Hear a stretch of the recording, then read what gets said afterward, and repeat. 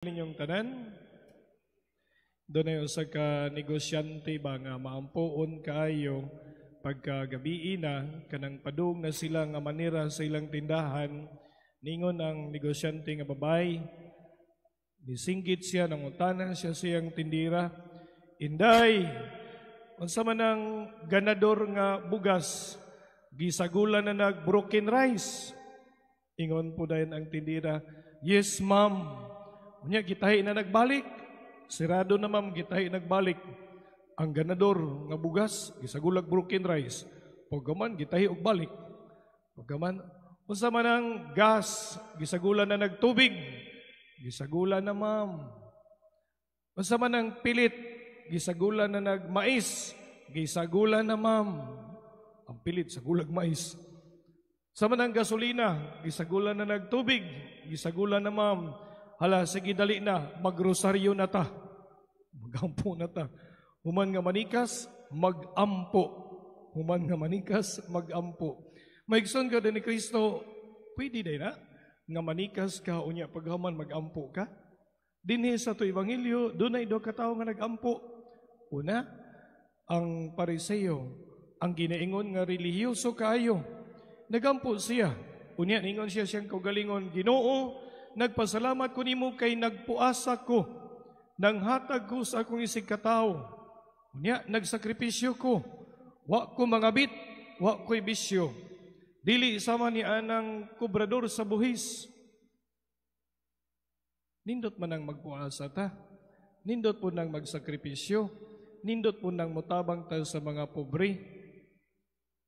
Pero, dili maayo nga atong ikumparar atong kaugalingon sa uman. Tungod kay ang maong Pariseo, iyang gikumparar ang iyang kaugalingon sa kubrador sa buhis. Iyang giingnan, dili parihanan ang kubrador sa buhis. Ang kubrador sa buhis in taon nga sikat kaayo nga kurakot, sikat kaayo nga bakakon, duko lang gyud siya maayo. Mauwaw siya nga mutanaw sa Ginoo, mahadlok. Kunya nagsigig pamukpok sa iyang dugan, Ginoo, kaluy iintawon ako, usa ako ka magkasasala. Nilang duha, asa ka ang gikalipay sa Ginoo? Ang kobrador sa buhis o ang Pariseo? Ang atong Ginoong Jesucristo, nilang duha, mas nalipay ang Ginoo nitong kobrador sa buhis. Nga naman, bisan pa man og siya magkasasala, iyang giangkon ang iyang pagkadautan.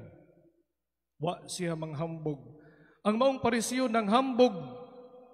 Usahay bitaw, abi kay paminaw nato, sige man tag-ampo, sige tagsimba, sige sakripisyo, magtuota nga mas maayo pata kaysa uban.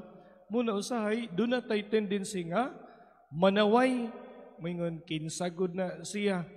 Kana bitaw siya, wa man siya ampo-ampo, way simba-simba. Maigsoon ka din ni Kristo, kung kita tinud-anay nga nitubo sa pagtuo, dili ta motulisog sa uban, dili ta mo kondinar sa uban. Tungod kay kitang tanan, doon na tayo atong kaugalingong mga sala. Doon na tayo atong kaugalingong depikto. Walay exempted nato. Kitang tanan, doon na tayo garbo. Usahay, mapahitason kayo ta. Yan, nagtuo ta, nga tungod kay sige tagsimba, sige ampo, mas maayo pa ta kay sa uban. Nga gani kung buto na unaon, sa lain nga bayin sa Ebanghelyo, ningon ang atong Ginoong Jesucristo, mas mauna pa unya nato kato mga babay nga ngilad ug dungog. Kaya nga naman, sila tinudanay sa ilang pagpangayo ug pasaylo sa Ginoo. Tinudanay nga nagbasol. Kita, tinudanay baka ang ato ang pagbasol? Manindog palihog. Atong ipadayag